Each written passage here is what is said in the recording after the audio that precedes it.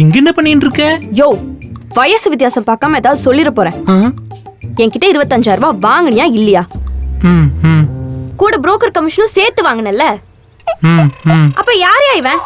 அண்ணே என்னை பத்தி தேவலாம் பேச வேணாம்னு சொல்லுங்கண்ணே, அப்புறம் அவளை அவ்வளவுதான். தம்பி ஒரு நிமிஷம் இருப்பா, ஒரே நிமிஷம் இருப்பா. அம்மா அந்த சாவியை கொஞ்சம் கொடுங்க.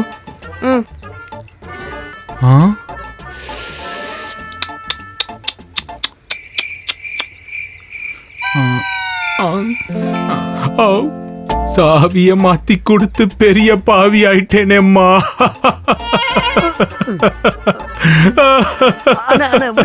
யோ யோ யோ, கேவலமா நடிக்காதயா. என் வீட்டு சாவியை கூட நான் கிளம்புறேன்.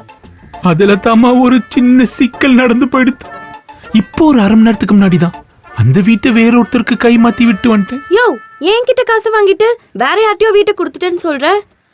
இங்க பாரு, ஒண்ணு எனக்கு அந்த வீட்டை காட்டு, இல்லனா இந்த வீட்டை விட்டு நான் போக மாட்டேன்.